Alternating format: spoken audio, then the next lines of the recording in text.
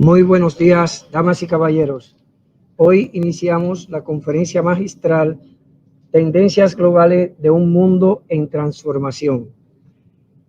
Esta actividad es auspiciada por la Rectoría del Recinto de Río Piedras, la Facultad de Administración de Empresas, la Facultad de Ciencias Sociales de la misma universidad. Queremos dar las gracias a todos los presentes, iniciando con nuestra rectora, Angélica Varela Yabona, el doctor Leonel Fernández Reina, quien será nuestro conferenciante magistral, y queremos al mismo tiempo, para no extendernos en esta parte protocolar, dar las gracias a la prensa, a los que nos siguen por las redes sociales, al público que se encuentra aquí presente, en fin, a todos. Sin más preámbulos, para la palabra de bienvenida, vamos a llamar a la doctora Angélica Varela Yabona.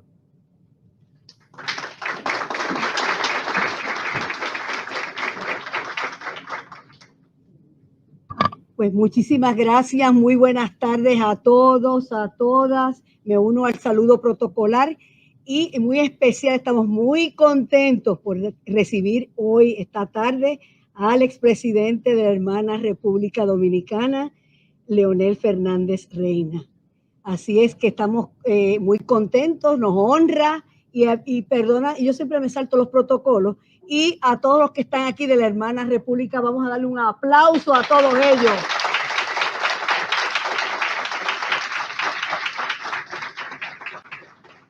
Aparte de este saludo, es un saludo muy sincero y de muchísimo cariño para todas y todos lo enviamos de aquí a todos los dominicanos y dominicanas que se encuentran aquí y se encuentran en el otro lado, muy cerca de nosotros. Estamos muy contentos porque estamos nuevamente estrechando lazos familiares y profesionales.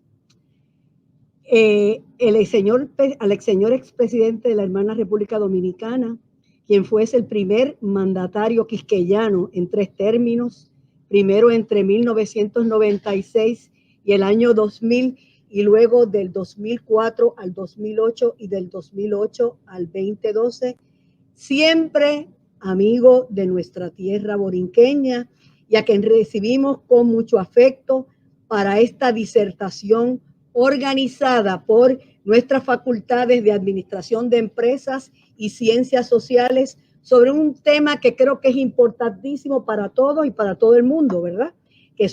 Es el tema de las tendencias globales de un mundo en transformación. Es una realidad, llegamos aquí, estamos en un mes de septiembre y se ha hecho más patente por todos y por todas saber que este es un mundo globalizado en el que vivimos en constante, afortunadamente, transformación y que tiene su símbolo y realidad en los recursos tanto fiscales como también en el capital humano, que para nosotros es siempre muy importante.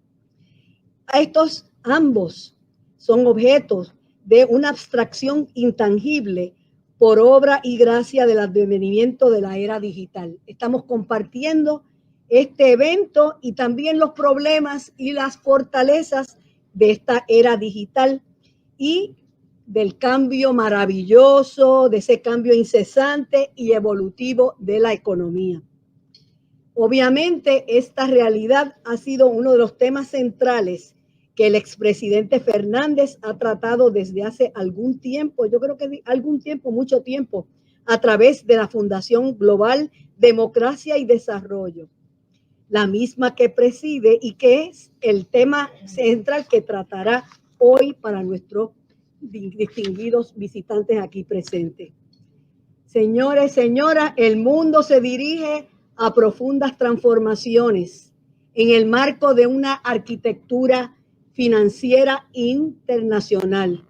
Y obviamente, palabras que también han dicho el propio expresidente, y es en realidad un mundo en que nos aproximamos, que está en debate, que es lo importante de todo esto. Y la academia aquí le da bienvenida siempre al debate y nos aproximamos a el fin de lo que muchas veces creíamos que eran realmente las categorías importantes, las etiquetas, que era como el dinero, etcétera. Y ahora lo conocemos y lo estamos conociendo y lo vamos a desarrollar entre toda y cada una de sus dimensiones. Así que yo creo que es una gran oportunidad tanto para nosotros en la administración de este gran recinto de Río Piedras de la Universidad de Puerto Rico, el tener en esta tarde de hoy a los estudiantes que están por aquí, me imagino que de ambas facultades, la Facultad de Empresas y la Gran Facultad de Ciencias Sociales, y también a todos nuestros visitantes, nuestros empleados no docentes.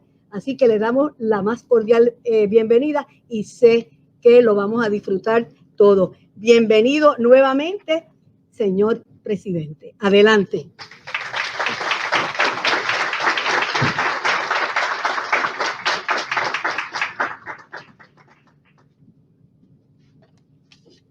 Continuando con el programa, la educación genera confianza.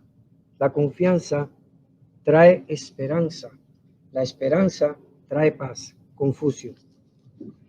Ahora vamos a llamar a la señora, a la doctora Sandra Sepúlveda Trinidad, decana en Asuntos Académicos de la Facultad de Administración de Empresa, quien saludará a todos los presentes.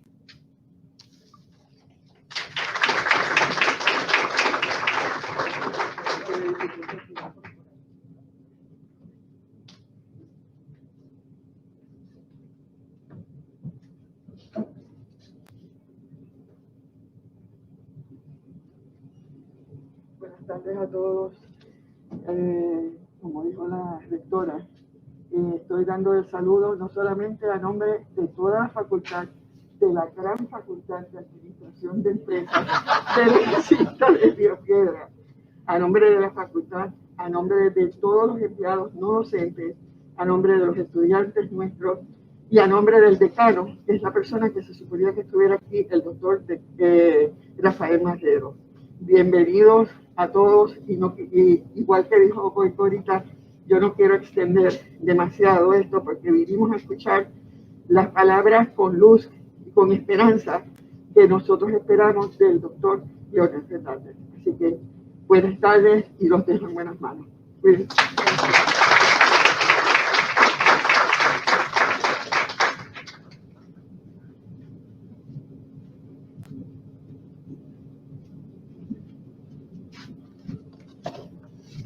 A seguidas, llamaremos a la doctora Noemí Rolón Albino, en representación de la Facultad de Ciencias Sociales. Ella es la decana auxiliar en Asuntos Administrativos, en representación de su decana.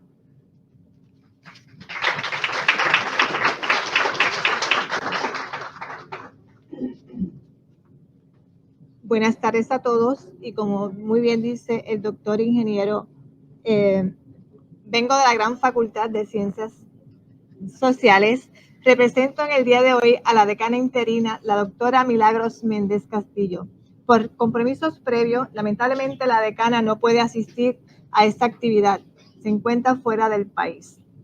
Le hubiese gustado estar en esta actividad. La decana Méndez es nacida y criada en su adolescencia en la República. Así que, nuevamente, bienvenidos y que disfruten de la conferencia.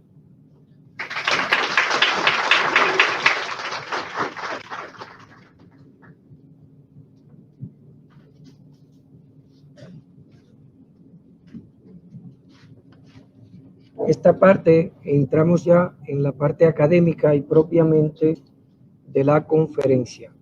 Antes quiero anunciar qué vamos a hacer en esta parte.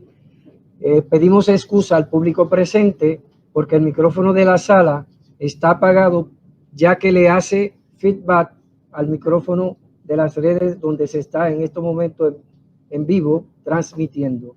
Si colocamos el micrófono de la sala para que pueda oírse acá, entonces se va a oír dos veces a nivel de la red.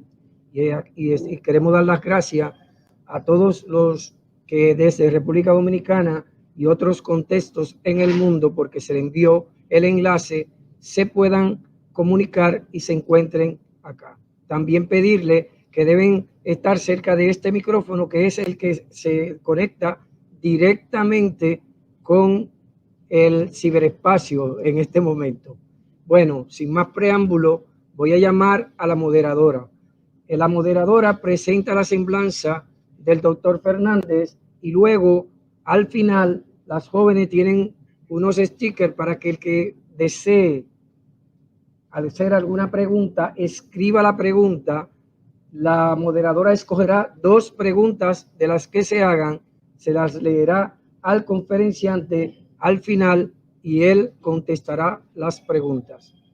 Bueno, sin más, le presento a la señora Loida Roena Álvarez, decana en Asuntos Académicos de la Facultad de Administración de Empresas.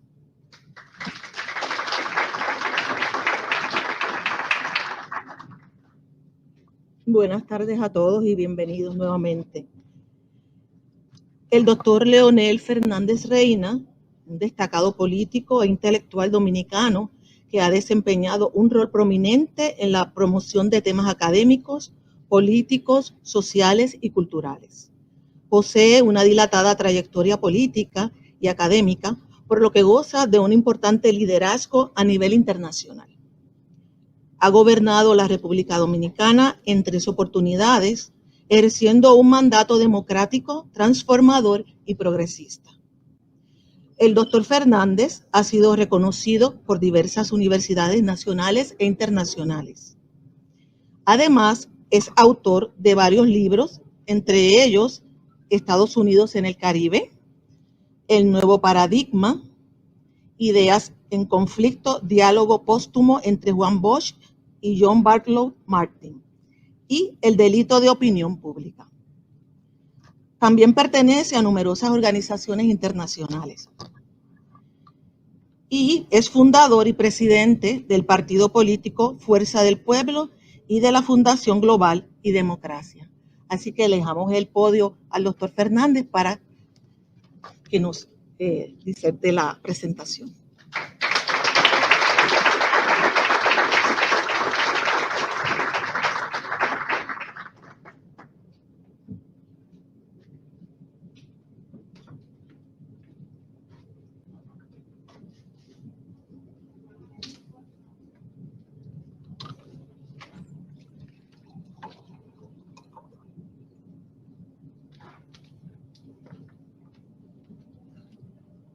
Bueno, un saludo cálido, muy afectuoso a la señora rectora, la doctora Angélica Varela. De igual forma,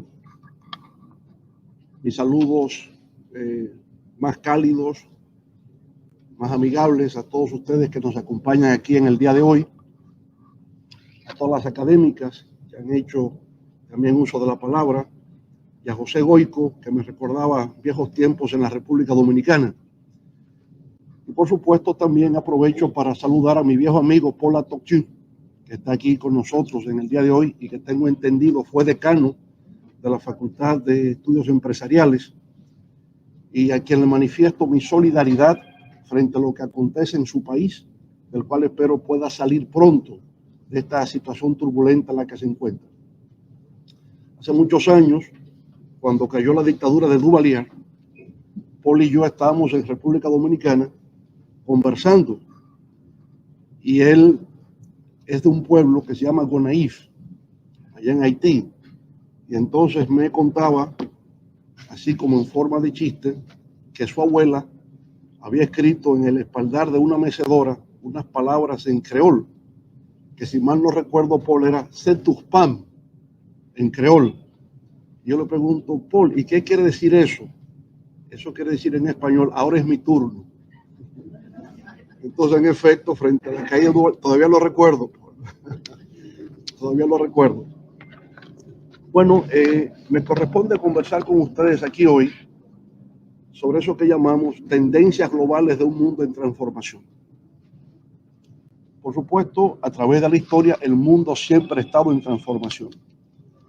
Por tanto, tenemos que tomar un determinado periodo de la historia para poder de alguna manera enfatizar ciertos aspectos. Hemos querido tomar una etapa de la vida contemporánea y básicamente las últimas 3 décadas, con la caída del muro de Berlín, la disolución de la Unión Soviética y lo que podríamos llamar como el periodo post-Guerra Fría, en el cual nos encontramos. Y es interesante ver cómo en estos días, la semana pasada o esta semana justamente, falleció Mikhail Gorbachev, el último de los líderes de la Unión Soviética, que planteó la política de perestroika y glasnost, apertura y transformación y cambio. Jugó un rol fundamental en la caída de la Unión Soviética y la disolución de las repúblicas socialistas de Europa del Este, y acaba de fallecer esta semana. Por eso le llamamos fin de una época, porque con su muerte definitivamente es el fin de una época. Pero él dio origen al periodo de la posguerra fría. Una posguerra fría que estaría entre 1989 con la caída del muro de Berlín y 1991 ya propiamente con la disolución de la Unión Soviética. Posguerra fría. A falta de otro nombre que el mundo académico no le ha atribuido aún, lo entendemos como lo que viene después de la Guerra Fría. La Guerra Fría se caracterizó fundamentalmente por una rivalidad entre 2 grandes superpotencias, la Unión de Repúblicas Socialistas Soviéticas, surgida en 1917 con motivo de la Revolución de Octubre, y los Estados Unidos. Una rivalidad ideológica, una rivalidad militar, ¿verdad? Una competencia por ejercer influencias en distintas regiones del mundo. Bueno, al terminar la Guerra Fría, hay un debate académico sobre cómo definir el futuro, puesto que esa Guerra Fría también fue muy ideológica. Fue una competencia entre una visión marxista de la historia y una visión del mundo capitalista. Desaparecido eso, ¿cómo podemos interpretar el mundo por venir? Y entonces aparece en Samuel Huntington con este libro que se llama Choque de Civilizaciones y cómo se reconfigura el orden mundial. Y es una tesis interesante en el sentido de que lo que ha de venir después de la desaparición de este choque ideológico es un choque de civilizaciones, dice él, entre el mundo occidental y el mundo islámico de alguna manera. Otros han corregido, no solamente ha sido un choque entre estas 2 civilizaciones, sino también intracivilizacional. El choque entre chiitas y sunitas se da dentro del mundo islámico y no es extra, sino intracivilizacional. Pero también habría que considerar, ¿verdad? No solamente el mundo islámico y el mundo occidental, también está el mundo asiático en su diversidad, y entonces, sin embargo, podemos decir que acertó en la idea de que en el mundo post-ideológico de la Guerra Fría vendrían conflictos de naturaleza distinta, de identidades religiosas, etc. Y luego Francis Fukuyama, que venía de la corporación Rand, escribe este libro, El fin de la historia y el último hombre, que él ha corregido recientemente, hablando de la renovación de la historia. Quizás el título no fue muy afortunado, pero lo que se quería referir era que la democracia y la economía de mercado eran la última etapa del desarrollo histórico de la humanidad. No necesariamente es así. Hemos visto el surgimiento de autoritarismos en la época posguerra fría, pero era un intento de poder definir el mundo que iba a venir. Bueno, al terminar la Guerra Fría, se establece una nueva reconfiguración geopolítica del mundo. Es un mundo que en principio va a ser unipolar. Un principio unipolar en el sentido de que Estados Unidos, durante una década, desde 1991 hasta el 2001, va a tener un predominio hegemónico en lo económico, en lo tecnológico, en lo militar, en lo cultural, en fin. Es el mundo americano. Si se habla de un siglo americano, la década del 1991, me dicen que no se escucha. Bueno, no tenemos otra opción, ¿no? ¿Ustedes me escuchan por allá? Sí, algo, pero parece que no me escuchan por acá. Bueno, la izquierda sigue en desgracia. Bueno, hablamos entonces, ¿verdad?, de ese predominio unipolar en todos los aspectos. Y lo que vamos a ver en estas próximas 3 décadas desde el 91 a la actualidad, es como el mundo unipolar se va a transformar en un mundo multipolar. Y la lucha actual es una lucha por establecer un nuevo orden internacional diferente al que ha predominado en el mundo occidental. Eso es lo que nos va a mostrar los próximos 30 años. Pero empezamos con la hegemonía norteamericana, ¿verdad? Y la formación de bloques regionales. En el caso, por ejemplo, de la Unión Europea, vamos muy adelante. No, échenle un para atrás. Tenemos el caso del nacimiento de la Unión Europea, el Tratado de Maastricht del año 1992. Los países asiáticos también se van a agrupar. CELAC es un acontecimiento más reciente, es terminando la primera década del siglo XXI. La Comunidad de Estados Latinoamericanos y del Caribe, CELAC, que ahora trata de reanimarse, porque con los cambios políticos en la región, pues CELAC había estado jugando un rol subalterno.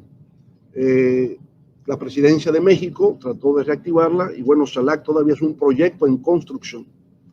Está el caso de la Unión Africana, que unifica, organiza a los países de África, y la Liga Árabe, que también incluye a los países del Medio Oriente. Entonces el mundo se organiza en bloques regionales que hoy día predominan. Y surgen algunos foros mundiales, empezando con el G5, que luego se convierte en G7 y luego en G20, ¿verdad? El G5 fundamentalmente han sido Estados Unidos, China, Inglaterra, Francia y el Canadá. Luego viene el G5+1, incluyen a Rusia, y ahora es el G7 y sacan a Rusia, de manera que será el G6 en estos momentos, ¿no? El G77 nace en Naciones Unidas. Es el grupo de los países del tercer mundo que ahora se convierte en el G77 más China, y ya no es G77 porque son 134 países. Entonces, es un mundo unipolar, pero que también se va organizando en forma de bloques regionales, que es lo que subsiste. En este proceso de evolución tenemos el surgimiento de la nueva Rusia. Recordemos que con la disolución de la Unión de Repúblicas Socialistas surge la Federación Rusa como un país, y las antiguas repúblicas socialistas soviéticas entonces pasan a ser estados independientes y le llaman la Comunidad de Estados Independientes. Son 15 países, y parte del conflicto actual que tenemos con Ucrania, lo vamos a ver más adelante, tiene que ver en el no reconocimiento de que son estados independientes por parte de la Federación Rusa. Bueno, está el surgimiento de China y de la India, pero fundamentalmente de China. Recuerden que en el 1989, cuando caían las repúblicas socialistas del Este, se dio la protesta de Tiananmen, de manera que todo el mundo socialista estaba en convulsión en ese momento, pero China, después de la Guerra Fría, va a consolidarse como una potencia, cosa que venía desde la muerte de Mao Zedong y la llegada de Deng Xiaoping como primer ministro de China. Ha continuado ese proceso, y lo realmente extraordinario de la República Popular China es que logra en 40 años lo que a Europa le tomó 200 años para lograr una transformación hacia la industrialización y el desarrollo. La India, si bien ha evolucionado, no tiene la categoría que tiene hoy día China, porque todavía coexiste la opulencia con la pobreza extrema. Y por lo tanto, aunque es una potencia, digamos, militar, en el sentido de que tiene armamentos nucleares, desde el punto de vista económico y social, la India no puede ser considerada aún como una potencia. Bien, como un fenómeno característico de esta etapa de la humanidad es el surgimiento de una nueva fase de la globalización. La globalización no nació ahora, nació siglos atrás. Algunos hablan de que la llegada de Cristóbal Colón a América representó una fase de la globalización.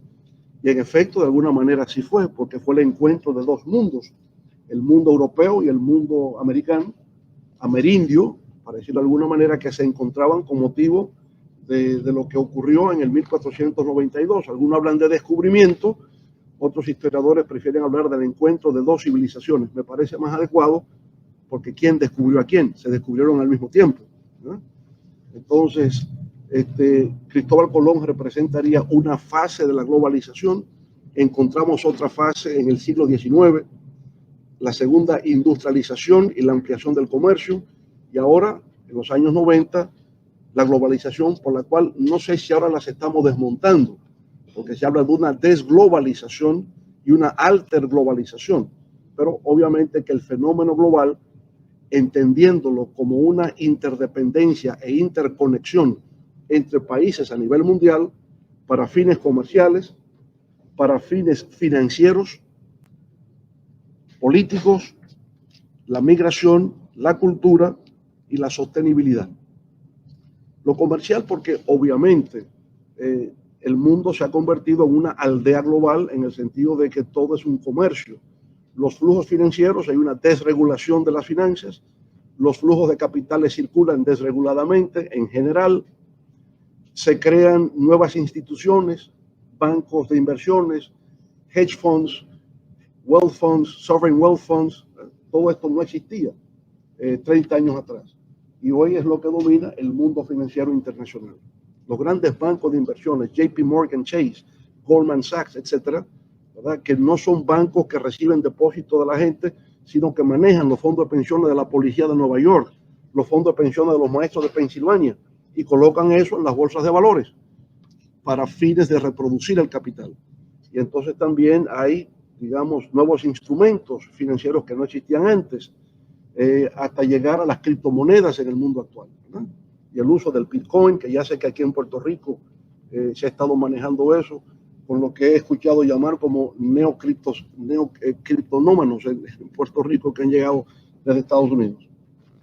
Entonces, insisto, el fenómeno de la globalización en sus múltiples dimensiones, comercial, financiero, político, porque al surgir los bloques regionales, al surgir el G5, el G7, el G20, pues hay una globalización de la política, y el fenómeno migratorio, ¿verdad? Que ha sido un fenómeno también universal, africanos cruzando hacia Europa, en América Latina, dominicanos viniendo a Puerto Rico, puertorriqueños yéndose a Estados Unidos, en fin, el mundo entero se mueve en un círculo migratorio continuo.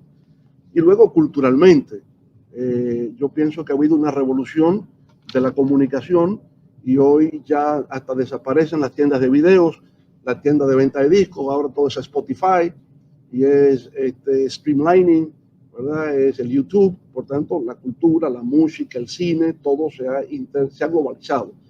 Y ese es el mundo en el cual estamos, un mundo interdependiente, interconectado en todos estos aspectos. Pero además surgen los desafíos globales. Hay una serie de desafíos que conciernen a toda la humanidad y que son parte de la agenda de todos. Lo primero tiene que ver con el crecimiento demográfico. La humanidad crece, digamos, en forma dramática. A la humanidad le tomó 250.000 años para llegar a tener el primer billón de habitantes, en el año 1800, empezando el siglo XIX. 250.000 años para llegar a 1.000 millones de habitantes. Para llegar a 7.000 millones, el último de 6.000 a 7.000 solamente tomó 12 años. Y la proyección que tenemos es que para el 2050 la población mundial será de 9.000 millones de habitantes. De manera desigual, porque Europa estará envejeciendo, América Latina llegará a su bono demográfico hacia el 2040, por tanto empezará el proceso de envejecimiento de la población. China, que adoptó una política de tener un solo hijo en la familia, también verá un declive en su crecimiento demográfico. Y el gran crecimiento de la población mundial será África. África va a crecer mucho, lo que va a representar un desafío para Europa, porque obviamente desde ya ese proceso migratorio se está dando. Si hay un crecimiento demográfico desproporcionado como este que estamos viendo, América Latina en 1960 tenía 200 millones de habitantes. Hoy vamos para 700 millones de habitantes.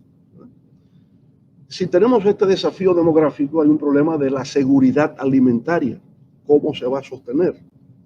¿Verdad? Eso es un viejo tema planteado en la geografía humana de cómo asegurar esa alimentación. Obviamente aquí es la tecnología. El uso tecnológico permitirá incrementar el volumen de producción de alimentos y hasta la propia calidad de esa alimentación. Volvemos con el tema de la migración internacional, que es un desafío global hoy día. El tema relativo al cambio climático, ¿verdad? Y el cambio climático, como sabemos, Su origen está en la segunda ola de la revolución industrial del siglo XIX, el uso intensivo del carbón, de los combustibles fósiles y por consiguiente de un incremento del dióxido de carbono a la atmósfera, creando una contaminación. El tema del cambio climático es que ha modificado los patrones naturales de conducta atmosféricas. Ya los ciclones no aparecen en la fecha prevista, sino en cualquier momento. Temblores de tierras, inundaciones, sequías, incertidumbre. El temor es la temperatura, que siga aumentando la temperatura a un nivel tal que haga imposible la existencia humana. Entonces, el tema del cambio climático es un tema de todos, de toda la humanidad y uno de los desafíos globales que tenemos hoy día. El tema del cambio climático nos lleva al tema de energía, porque en efecto, el cambio climático fundamentalmente se ha debido a la sobreexplotación de los recursos fósiles, ¿verdad? Sobre todo petróleo, carbón, etcétera. Y esa es la fuente fundamental de la energía que usamos hoy día. Por tanto, mirando hacia el futuro, es cómo hacer el tránsito de una energía de combustibles fósiles a una energía renovable, que sería sol, agua, ¿verdad? Y viento, que serían las tres fórmulas que hoy día se plantean, además de la energía nuclear, pero que para muchos es inaceptable, sobre todo por los accidentes nucleares que ha habido, ¿verdad?, en algún momento reciente de la historia, tanto en Rusia como en China. Y por supuesto, el otro gran desafío global es la lucha por el agua potable. Ya está escaseando y con un planeta con 9.000 millones que se proyecta al 2050, el tema del agua será un tema grave para la humanidad.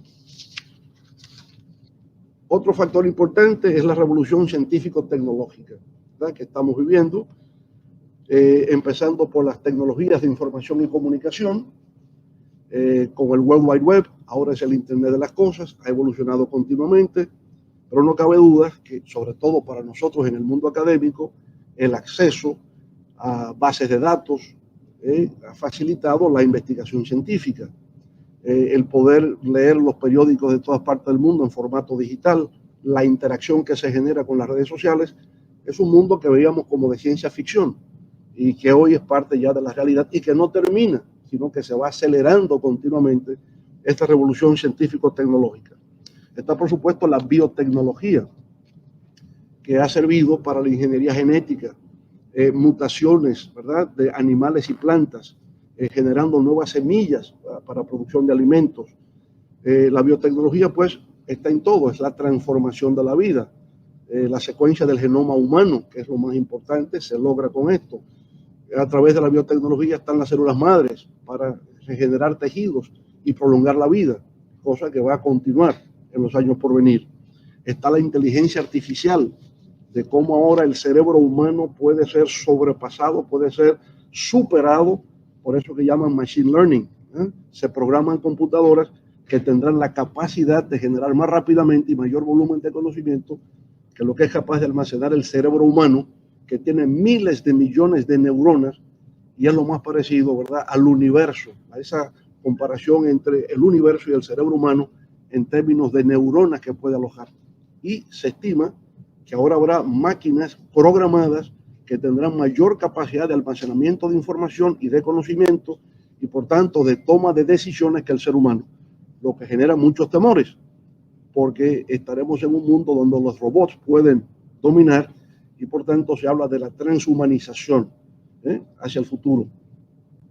Bueno, está ahí la robótica, la nanotecnología, la automatización, sobre todo del trabajo, cómo las máquinas van desplazando recursos humanos y parece ser también fuente de preocupaciones a futuro.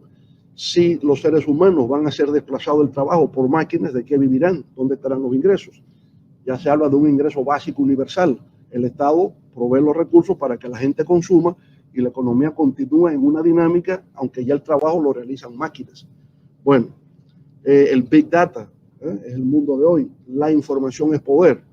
Todo se registra, todo se almacena, analíticas para todo, y en base a eso aplico diseño, políticas públicas o a cualquier nivel para la transformación del entorno en que se encuentra.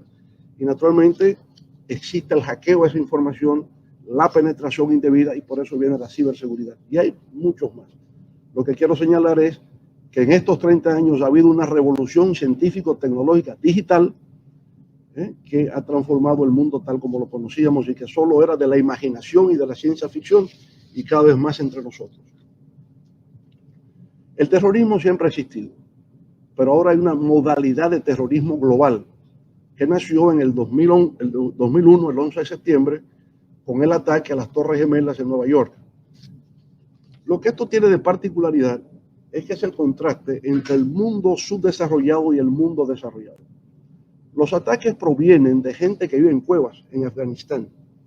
Y esa gente concibe la idea de poder atacar los símbolos del poder norteamericano, que son los símbolos del poder mundial. Por tanto, eran las Torres Gemelas, porque es el símbolo del poder económico, pero también era atacar el Congreso de los Estados Unidos o la Casa Blanca, nunca se sabrá porque ese avión cayó por Filadelfia, pero atacaron el Pentágono, que es el símbolo del poder militar. Entonces, se quería transmitir al mundo la imagen de que la debilidad, gente en cuevas, gente atrasada en montañas de Afganistán, eran capaces de poner de rodillas al más grande poder que son los Estados Unidos. Bueno, ese es el grupo Al-Qaeda, pero hay otros, ¿verdad? Lo que se ha llamado más recientemente el Estado Islámico y el grupo Boko Haram, que funciona en África.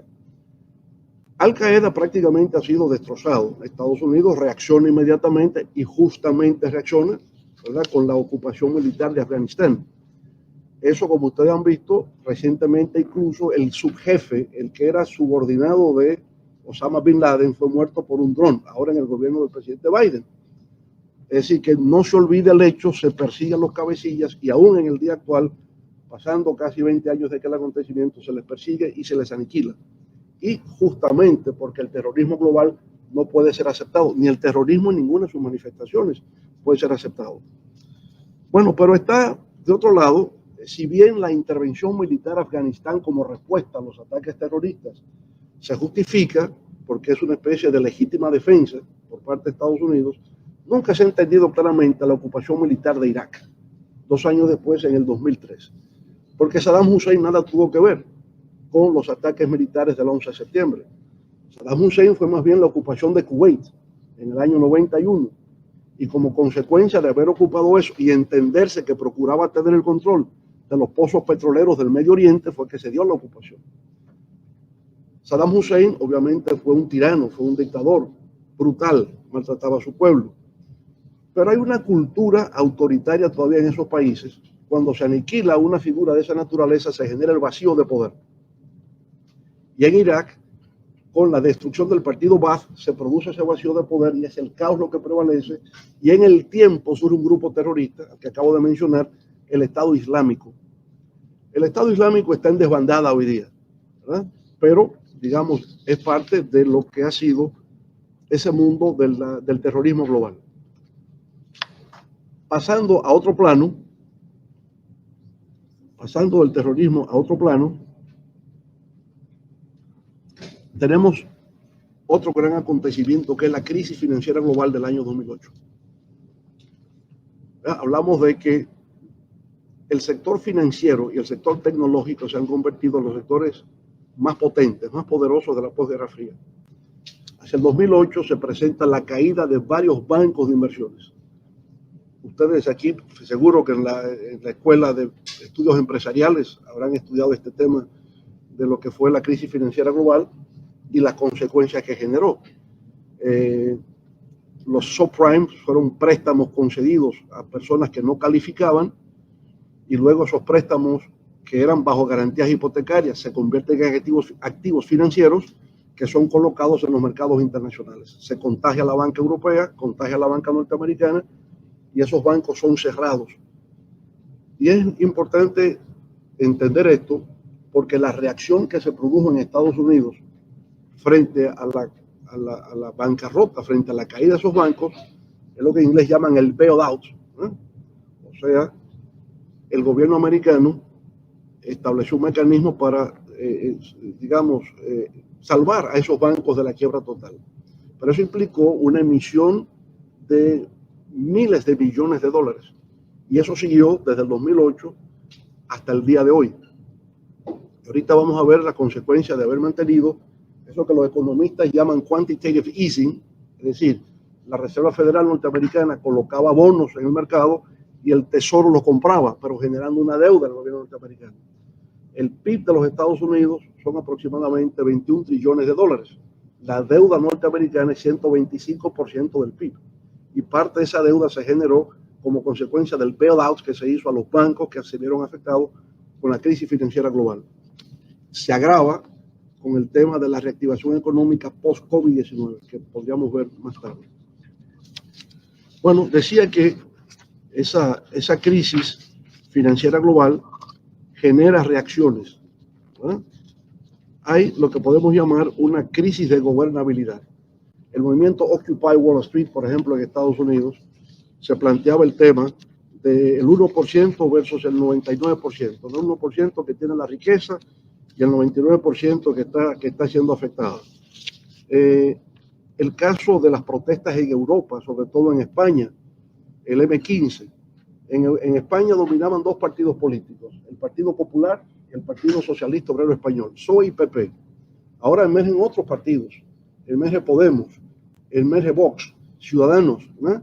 España se pasa casi 2 años sin presidente de gobierno, como consecuencia del impacto que produjo la crisis financiera en el sistema político español. Grecia se vino abajo.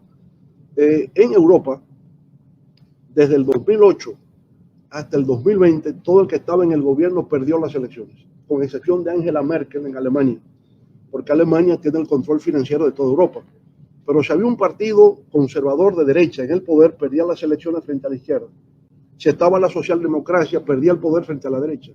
Si había un caos total, fruto también de esa crisis de gobernabilidad generada por la crisis financiera global, fue la primavera árabe. Los países árabes todos se vinieron abajo. Túnez, Libia, Egipto. El único que sobrevivió ha sido Siria, por el apoyo que recibe de Rusia. Ya ha podido sobrevivir. Pero luego todo el mundo del Medio Oriente, el mundo árabe, se vio afectado con el impacto que generó la crisis financiera global. En Europa fue diferente a Estados Unidos. Insisto, Estados Unidos frente a la crisis financiera hace una emisión de bonos, incrementando la deuda y aumentando el gasto público. En Europa fue al revés. En Europa, por presión de Alemania, se recorta el gasto público. Se aplica una política de austeridad, que muchos llamaron austericidio, porque efectivamente, bueno, aquí hemos hablado del recorte del presupuesto a la universidad. Pues allá también, toda Europa recorte de presupuesto a todo el mundo, a salud pública, a universidades, a centros escolares. Europa vivió una época de profunda crisis como consecuencia de la austeridad, el recorte que se produjo, y es lo que explica el Brexit en el caso del Reino Unido. El Brexit es la salida del Reino Unido de la Unión Europea, porque siente que la Unión Europea promueve valores, principios que chocan con lo que podríamos llamar soberanía nacional de un país como el Reino Unido, que ha sido tan orgulloso de su historia. La migración hacia el Reino Unido viene de Europa Oriental. Muchos polacos hay en Inglaterra, mucha gente de Hungría, mucha gente de la antigua Checoslovaquia. Los británicos no quieren la presencia de ellos allí, como ocurre en muchas partes con la migración, porque presuntamente ocupa los puestos de trabajo de los británicos. Entonces, austeridad, Brexit y crisis migratoria fue el impacto de la crisis financiera global en lo que tiene que ver con el Reino Unido. Frente a todo eso, y cayendo al mundo más contemporáneo, la pregunta es, ¿nueva Guerra Fría? Estamos ante la posibilidad de una nueva Guerra Fría. Y en este caso, ese planteamiento viene primero porque al terminar la Guerra Fría, en el 91, se planteó cuál iba a ser el papel de la OTAN, la Organización Transatlántica del Norte, formada en 1947 post Segunda Guerra Mundial. La idea de la OTAN, o NATO, como dicen en inglés, ¿verdad?, era la defensa y seguridad de los países del Atlántico, Europa, Estados Unidos. Bueno, básicamente era la defensa, o mejor dicho, la aplicación de la política de contención al comunismo, ¿verdad? Pero ya el comunismo no existe. Y si no existe, ¿qué vamos a hacer con la OTAN? Bueno, pero la OTAN con la disolución del Pacto de Varsovia, que era el pacto militar de seguridad y defensa de los países socialistas, ya desaparece el Pacto de Varsovia. ¿Qué va a pasar con la OTAN? La OTAN empieza un proceso de expansión. En lugar de desaparecer, se expande.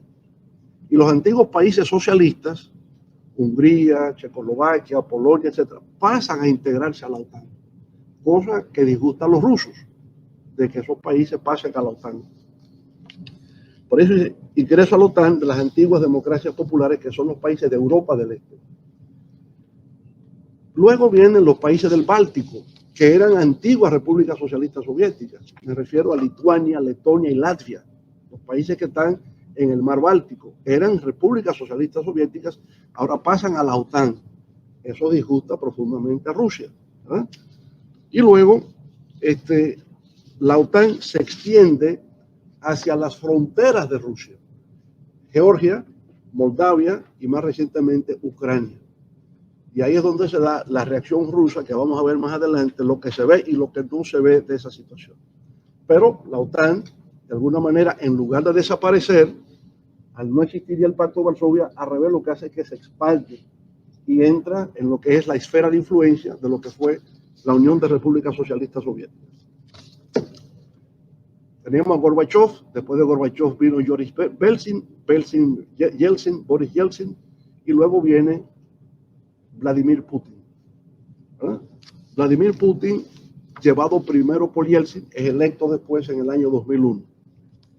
¿Qué dice Putin cuando llega al poder? Él dice que la disolución de la Unión Soviética es la catástrofe geopolítica más grande del siglo XX. Por tanto, es un hombre que llega al poder considerando que la disolución de la Unión Soviética es una catástrofe y que esa es la mayor catástrofe geopolítica que ha existido. Por tanto, ¿qué se va a proponer? Volver a levantar el orgullo de Rusia, va a tratar de darle a Rusia un espacio en el ámbito internacional, porque Rusia quedó humillada con la disolución. La Unión Soviética. Cuando la Unión Soviética desaparece, eso era hacer cola para adquirir alimentos, todo el mundo desempleado, una miseria total. O sea, lo que fue antes de la Revolución Soviética, lo que fue una Rusia imperial de la época de la dinastía de los Romanov, se convierte en un país pobre, donde hay que hacer cola para entrar a los supermercados y donde no hay nada en los anaqueles de los supermercados. Entonces, Putin, que había sido agente del servicio de inteligencia de la KGB, es un hombre que viene de los servicios de inteligencia y que estuvo en Alemania Oriental durante la época de la Guerra Fría, considera que el país humillado tiene que ser un país que recupere el orgullo nacional.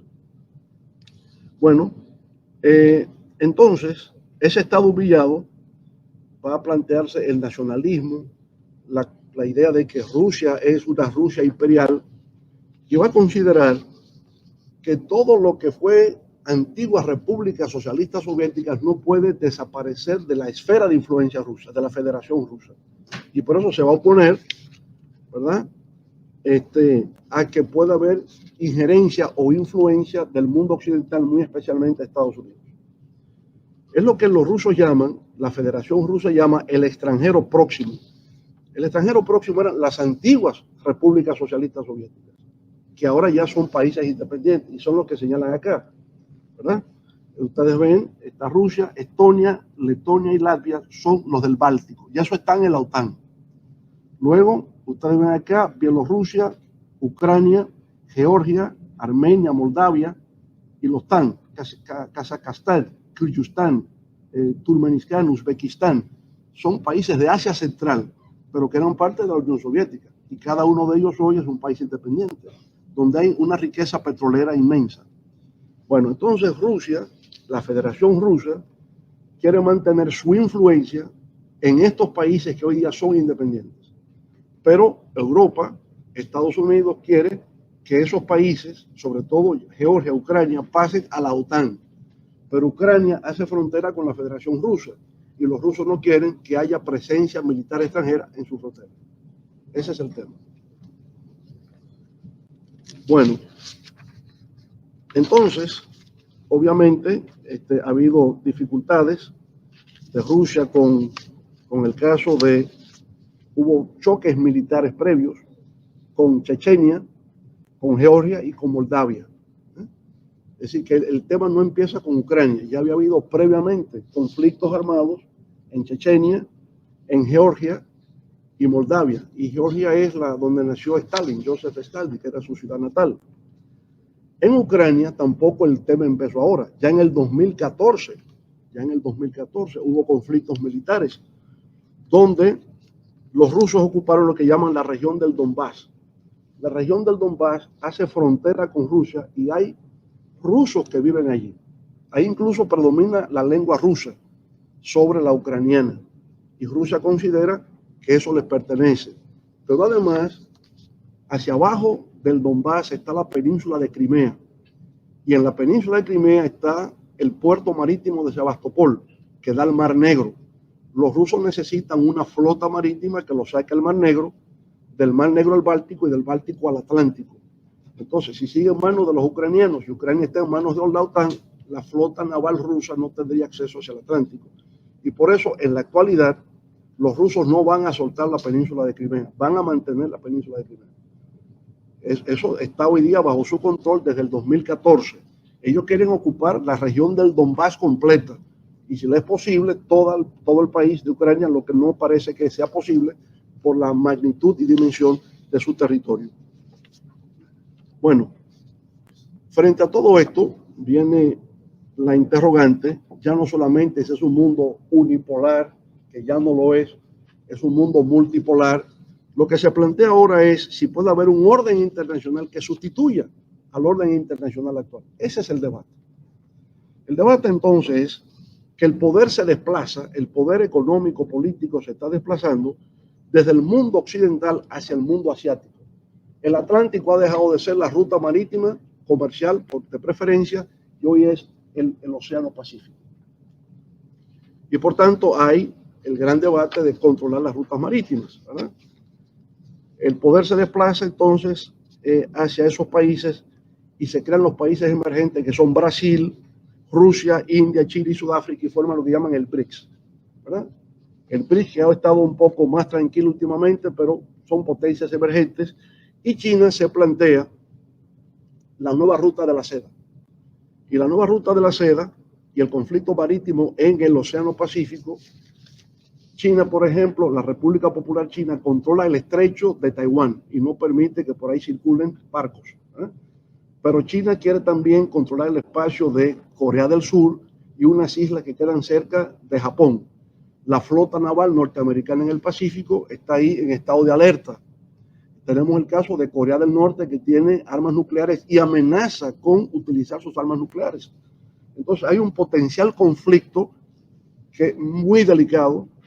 La visita reciente de Nancy Pelosi a Taiwán, un poco que desató las alarmas y los chinos están realizando ejercicios militares allí en provocación. Si un avión norteamericano o un buque norteamericano entra en conflicto con un buque chino, eso puede ser el inicio de la Tercera Guerra Mundial. Lo que esperamos que no ocurra. Tenemos dos frentes que son muy delicados. El frente Rusia con Ucrania y el frente China con Taiwán. Y la presencia de Estados Unidos y Europa Occidental en el medio. Por eso se pregunta si una nueva Guerra Fría. Entonces China, con la nueva ruta de la seda, lo que pretende es la construcción de un ferrocarril que va desde China, pasa por Mongolia, entra por la India, cruza toda esa parte y termina en el Pacífico. Y ustedes verán la importancia que eso tiene, ¿verdad? Hablaba de Corea también como potencia nuclear. El tema que estamos hablando, ¿por qué se expande la OTAN? Preocupa a Rusia, no quiere. Pero es que en el mundo occidental se tiene la idea de que China, Rusia y la India quieren formar lo que se llama la Alianza Euroasiática. La Alianza Euroasiática implicaría, por consiguiente, que los países con mayor población del mundo y mayor territorio del mundo, la Federación Rusa tiene 17.000 millones de kilómetros cuadrados como territorio. Estados Unidos cabe 5 veces allí. Entonces, el mayor territorio del mundo, con los 1.400 millones de habitantes de China, los 1.300 millones de habitantes de la India, formar una alianza que, de acuerdo con los estudiosos de la geopolítica, siempre se ha dicho que quien domine Eurasia controla el mundo. Y por consiguiente lo que estamos viendo es una lucha por quién controla el mundo. Y por tanto es una lucha por si prevalece el actual orden internacional o vendrá un nuevo orden internacional. La relación entre Rusia y China lo vemos entonces planteado aquí. Muy ligeramente les leo, ¿verdad? Lo que fue el acuerdo entre Rusia y China recientemente firmado. Las partes reafirman su interés en construir una gran alianza euroasiática en paralelo y en coordinación con la construcción de la Ruta de la Seda para promover el desarrollo de asociaciones regionales, así como de carácter bilateral y de procesos multilaterales de integración en beneficio de los pueblos del continente euroasiático. Están definiendo una estrategia de futuro. O sea, China y Rusia. Recuerden que la Unión Soviética y China habían roto en los años 50, la división chino-soviética. Ahora vuelven a unirse el poder ruso con el poder chino, planteándose la Unión Euroasiática, cosa que Estados Unidos no lo va a permitir, por supuesto. Pero Estados Unidos ahora se encuentra en un grave problema. Empezamos por Estados Unidos y terminamos por Estados Unidos. En el 1991, Estados Unidos, potencia unipolar. Pero hoy día la pregunta es si Estados Unidos es una potencia en declive. ¿Por qué? Porque hay un problema en el sistema político norteamericano. La democracia norteamericana en estos momentos resulta disfuncional. No hay comprensión entre demócratas y republicanos. No se ponen de acuerdo en nada. Hay una desigualdad social muy manifiesta en Estados Unidos, acumulación de grandes riquezas por los varones de la tecnología. Es decir, ya tenemos gente que se proyecta que serán trillonarios, los Bill Gates, los Jeff Bezos, los Elon Musk, ¿verdad? Tienen hoy día más dinero acumulado que el Producto Interno Bruto de algunos países. Mientras tanto, se debate en Estados Unidos si el salario mínimo debe ser de $15 la hora.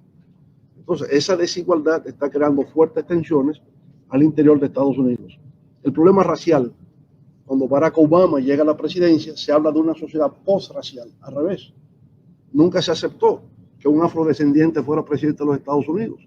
Aparece el Tea Party, aparece white supremacists, ¿no? Los supremacistas blancos que se organizan en torno a Donald Trump, que llega al poder y contribuye a una mayor división de la sociedad norteamericana. De Black Lives Matter a un tema hoy día, ¿verdad?, de confrontación de tipo racial. La violencia, el crimen, el narcotráfico, ¿verdad? Ya hoy día lo vemos en las calles de Estados Unidos. Los homeless que están en San Francisco, en Los Ángeles. Mientras hay una gran acumulación de riqueza en el Silicon Valley, en San Francisco, hay gente que duerme en la calle en San Francisco. Inconcebible esa división social que existe. Y por supuesto el impacto del COVID-19. COVID, el lugar del mundo donde mayor impacto produjo el COVID fue Nueva York, en términos de número de fallecidos y en términos de personas infectadas. Nueva York se convierte en el epicentro del COVID mundial, donde se supone que no. El sistema de salud de Estados Unidos es el mejor dotado del mundo. ¿Cómo pudo haber ocurrido eso? Entonces son señales que conducen a algunos entonces a cuestionarse si en efecto Estados Unidos, que era una potencia unipolar en el 1991, hoy es una potencia en declive. Obviamente que a pesar de esas debilidades, Estados Unidos sigue exhibiendo muchas fortalezas.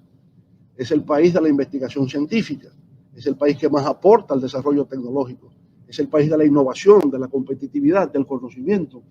Lo que no está funcionando bien es la política interior norteamericana, que va a requerir de un pacto de convivencia civilizada dentro de un marco democrático.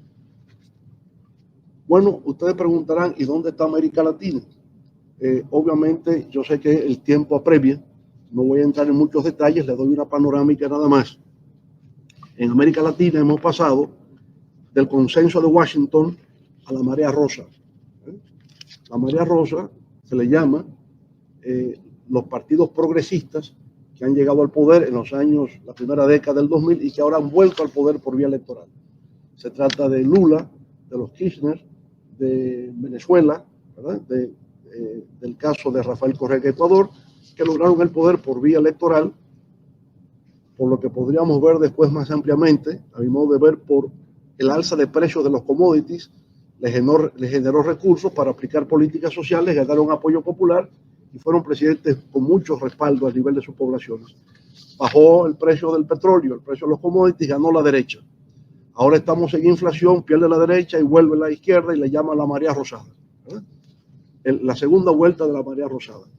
Bueno, la etapa neoliberal, todos sabemos, consistió básicamente en la privatización de los recursos públicos, el predominio de la estabilidad macroeconómica sobre políticas sociales, se planteó la desregulación financiera y comercial, la liberalización comercial, importación, eliminando aranceles, y bueno, eso es lo que fue la etapa neoliberal, que ha dado lugar al surgimiento del movimiento progresista que acabo de hacer referencia.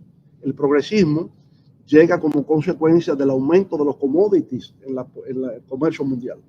El que produce petróleo, el que produce cobre, el que produce soya, el que produce maíz y exporta, gana mucho dinero y aplica políticas sociales que el pueblo apoya.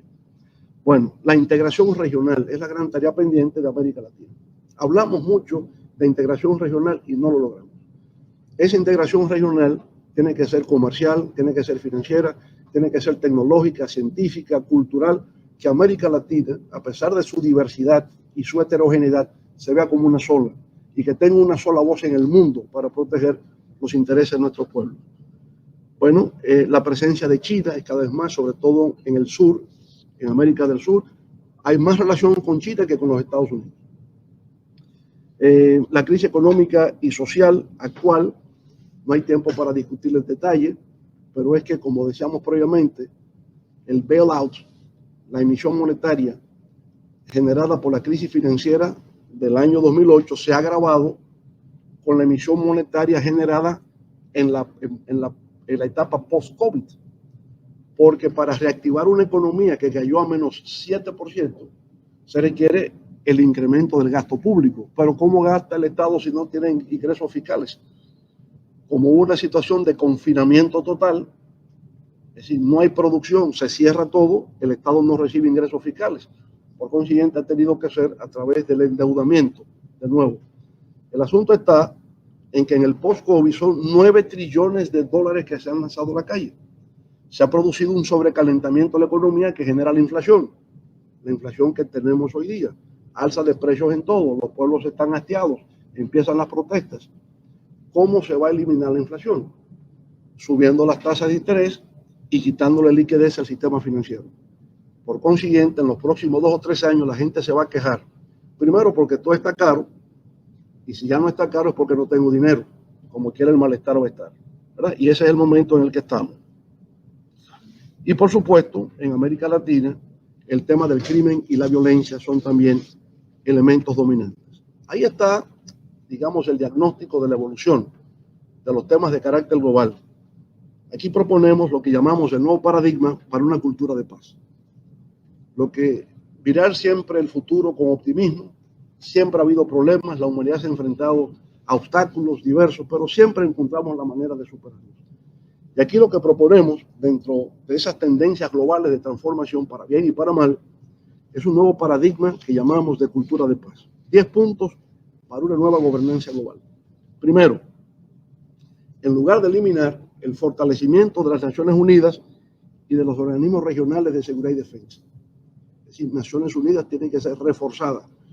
Muchos dirán, Naciones Unidas es un fracaso. Piensen si no existieran las Naciones Unidas. Nadie tiene el poder de convocatoria que tiene Naciones Unidas. Hacer que todos vengan y podamos discutir. Nadie la tiene. Pero va a requerir, para que sea creíble, una reforma del Consejo de Seguridad. Actualmente, como todos sabemos, hay 15 miembros en el Consejo de Seguridad y 5 miembros permanentes. Esos 5 miembros permanentes tienen el poder de veto. Si uno dice que no, se cayó todo. La semana pasada se discutía un plan de control del armamentismo nuclear. Rusia se opuso, se cayó. Ahora, lo que se plantea, y es justo y es correcto, es que el Consejo de Seguridad de Naciones Unidas refleja el fin de la Segunda Guerra Mundial, no el siglo XXI, y que hay potencias allí que fueron las potencias victoriosas de la Segunda Guerra Mundial, pero no están representadas actualmente y piden ser representadas. Bueno, el reforzamiento del Consejo Económico y Social, el ECOSOC de Naciones Unidas, porque está el tema del cambio climático, está el tema del hambre, está el tema de las migraciones, ¿verdad? Que son los temas globales, que es el Consejo Económico y Social que los tiene que tratar.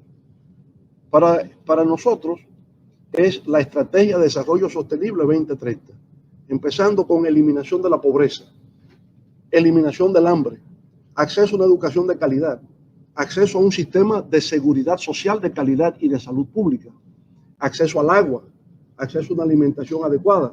Es decir, esos son los grandes temas que hoy día convocan a la humanidad y es el Consejo Económico y Social que tiene que abordarlos. Prevención de conflictos, resolución política de controversias y protección de los derechos humanos. Es otro de los paradigmas. Y el apoyo a los objetivos de desarrollo sostenible, a lo que acabo de hacer referencia, 2030. Reforma de la Organización Mundial del Comercio, que está paralizada, y que la OMC no sea solo para el comercio, sino para el desarrollo. Y superar lo que llaman entonces la ronda Doha, en Qatar, que ha frenado el avance de la Organización Mundial de Comercio para la resolución de todos los conflictos comerciales. La nueva arquitectura financiera global. Es decir, el sistema financiero tiene que volver a ser regulado. Lo vemos hoy día, las criptomonedas, el Bitcoin. Las criptomonedas son una reacción a la crisis financiera global del 2008. Lo que se plantea el Bitcoin y las criptomonedas es tener un sistema privado, descentralizado de emitir monedas. Porque quien tiene el monopolio para emitir dinero es el Estado, a través de los bancos centrales. Claro, cuando sale Facebook y dice que quiere crear su propia moneda, que llama Libra, y donde ya el Estado norteamericano sabe que son 2.000 millones de usuarios de esa moneda, va a debilitar el dólar norteamericano. Por tanto, le niegan ese derecho. Pero lo que está hoy día cuestionado es que el Bitcoin y las otras criptomonedas puedan funcionar sin regulación. Tiene que haber alguna norma, alguna ley que regule eso. Yo creo que vino para quedarse. Cuando usted ve a Bloomberg, que cada día pone cuánto subió Ethereum, cuánto subió Bitcoin, cuánto subió el otro, vino para quedarse. Y sobre todo por la tecnología del blockchain, que no solamente se utilizará para criptomonedas, sino para muchas otras cosas. Pero lo que estamos planteando es la necesidad de la regulación del sistema financiero en general para que garantice a los usuarios, para que garantice la estabilidad de la sociedad en sentido general. Fomentar la cooperación norte-sur, los que más tienen que cooperen con los que no tienen. Y la cooperación sur-sur, Puerto Rico, República Dominicana, es una cooperación continua en todos los ámbitos. Frenar la carrera armamentista. En lugar de tantas inversiones en dinero, más inversión para acabar con la pobreza, el desempleo y la miseria. Eso es lo que el mundo está reclamando. Y finalmente, promover el desarme nuclear. Ahí hay 10 puntos para una nueva gobernanza global y una cultura de paz. Muchas gracias.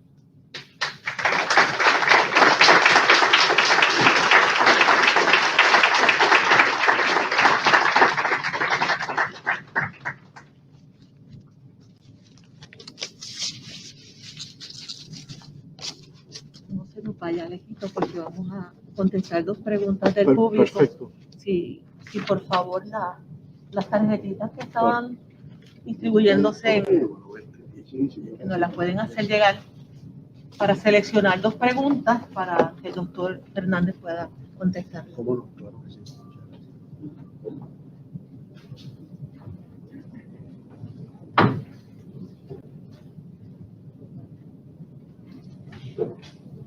Gracias.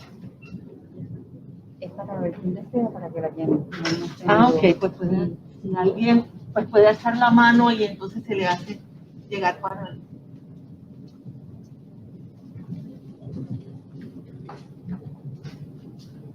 ¿Alguien más?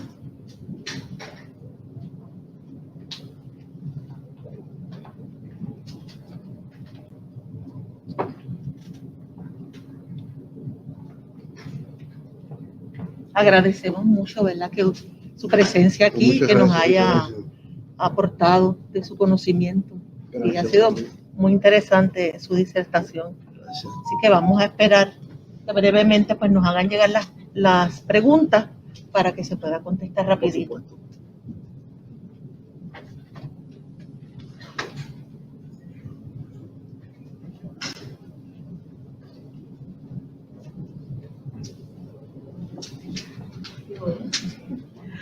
Si desea la puede mencionar. Sin papel, sí, exacto. Doctor Fernández, en un mundo de tanto cambio que virtualmente hemos visto, como usted dice, que cada tiempo viene a ser mejor, ¿cómo considera usted que si estamos en peligro de extinción, si el ser humano está en peligro de extinción, no solamente por la tecnología, sino por la extrema pobreza, cómo la tecnología puede ayudar en este caso a los países tan en extrema pobreza como nuestro país hermano Haití? Mi nombre es Ana Rosa Arias, vengo desde Tampa, Florida. Muchas gracias. Sí, yo no digo que siempre sea mejor, son luchas, son batallas, son ciclos de la historia. Hay ciclos hacia la baja, ciclos hacia el alza, y siempre hay una batalla de por medio para superar obstáculos, dificultades. Digo, al final de cuentas, siempre la humanidad va hacia lo mejor, y así es. Ahora mismo estamos en un ciclo de lucha, ¿sabes? Todo lo que hemos dicho hoy es ver la complejidad y la dificultad del mundo actual, pero no nos sentimos derrotados. Al revés, lo que estamos es descubriendo nuevas fórmulas de superación de todo eso. Y a través de la tecnología es una de esas fórmulas. La tecnología permite aumentar la producción, la productividad. La tecnología permite mejorar la salud, ¿verdad? El uso de la robótica para la realización de cirugías hoy día es cada vez mayor.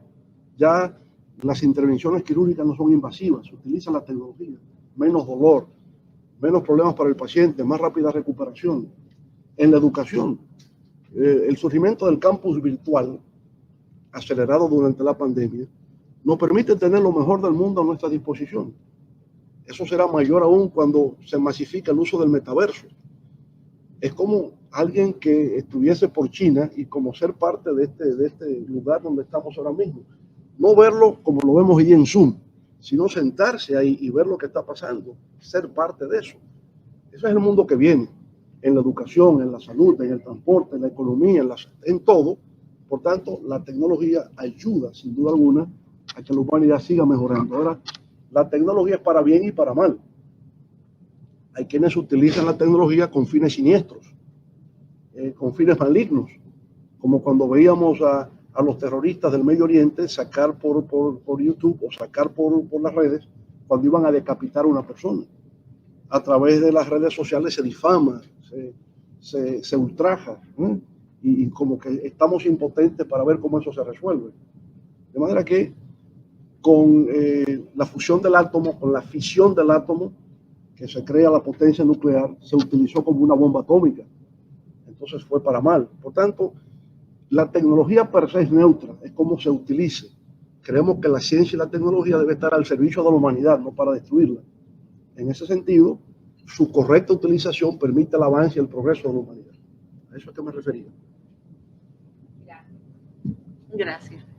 Tenemos una segunda pregunta, sí, para concluir. La base Sara Rosario menciona: ¿cuál es su opinión para fortalecer la internacionalización de la educación superior ante el mundo global? Bien, bien. Bueno,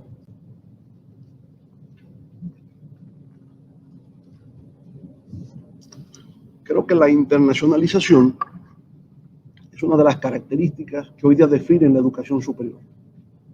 Una universidad que no tenga contacto con otras universidades en el mundo, que esté aislada, dejó de ser un centro de difusión del conocimiento, de creación de conocimiento y de intercambio, ¿verdad? Por eso la Universidad de Puerto Rico sé que participa de esa internacionalización. Vienen académicos de Estados Unidos, de Europa, y por supuesto hoy día tiene que ser inevitablemente así.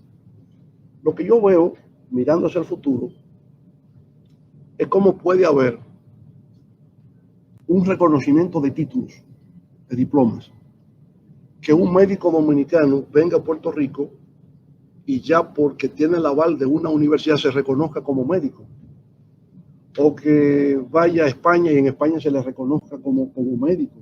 Eso no ocurre hoy día. Entonces creo que debemos avanzar hacia un sistema de reconocimiento y validación de títulos universitarios. Yo sé que hay competencia entre las universidades y que hay los rankings universitarios, y veo que en los rankings universitarios las primeras 10 son del mundo anglosajón, ¿verdad? Y que nosotros, los hispanoparlantes, aparecemos en el número 250 de las primeras 1000, la Universidad Autónoma de México. Y la segunda que aparece en América Latina es brasileña, la Universidad de Sao Paulo, y luego la de Río de Janeiro. Es decir, el mundo hispanoparlante no está entre los primeros en el mundo de creación científica. Aspiramos, y creo que si nos unimos, seríamos una mayor potencia para lograrlo, ¿verdad? Pero indudablemente que la internacionalización, la construcción del campus virtual, luego el metaverso, serán fundamentales para el intercambio y la internacionalización de las universidades, de la educación superior. Creo que también las visitas, por ejemplo, aquí en Puerto Rico, no sé si en la universidad estuvo Mario Vargas Llosa. ¿Fue aquí que estuvo? Bueno, contar, ¿verdad?, con una persona del talento, de la preparación de Mario Vargas Llosa, el solo contacto transforma. Entonces, el que circulen personalidades del mundo académico, del mundo científico, pues va a contribuir enormemente a la superación de las nuevas generaciones que necesitan tener ese contacto, ¿verdad? Y aquí, al mencionar a Vargas Llosa, se me ocurre una idea. Por ejemplo, la Universidad de Princeton lo invitaba cada año. Durante 5 años lo estuvieron invitando. La Escuela de Ingeniería invitaba a Mario Vargas Llosa. Usted diría, ¿y cómo es posible que ingenieros estén invitando a un novelista para que imparta cátedras? Por una razón sencilla.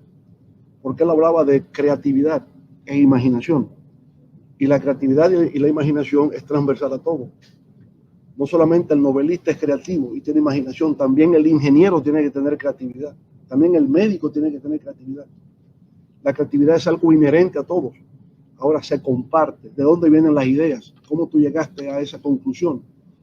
Lo que yo veo como principal problema a la educación nuestra en América Latina es a una crisis de la enseñanza, donde estamos viendo que el 60% de los niños a 10 años de edad no entienden lo que leen. Y si no se comprende lo que se lee, sencillamente no hay posibilidad de progresar en el mundo del conocimiento. O sea, la cognición, el conocimiento, implica descifrar lo que significan las palabras, encontrarle significado, ponerlas en contexto, que eso tenga un valor y poderlas aplicar para una transformación. Si no logro eso, no he aprendido nada. De ahí la necesidad de fomentar el libro y la lectura, que hacemos nosotros en República Dominicana. Yo, incluso pensando en eso, tengo una recomendación semanal que se llama Martes de Lectura, donde recomiendo un libro, porque sigo entendiendo que la real manera de aprender es a través de la lectura. El que lee fortalece su vocabulario, su capacidad de expresión oral y escrita, ¿verdad?, y abre mundos, porque solamente es a través de la comprensión que puedo entender. Yo no puedo cambiar el mundo si no lo entiendo. No puedo contribuir a una transformación si no entiendo. Por tanto, la comprensión de lo que ocurre, ser contemporáneo de su época histórica para poderla transformar. Y eso se logra a través del estudio, a través de una sistematización del aprendizaje. Y ese sería mi mensaje final para ustedes.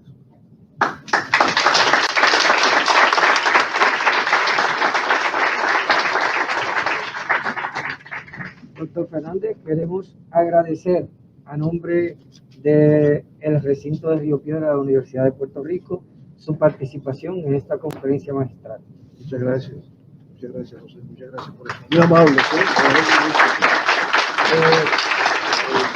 Para terminar, agradecer es digno del ser humano y queremos agradecer a la oficina de la rectora, al decanato de la Facultad de Administración de Empresas, al equipo del doctor Leonel Fernández, que se encontraba en República Dominicana y en todo momento yo estaba llamando a cualquier hora de la noche y del día, a todos los que cooperaron para que esto fuera una gran realidad.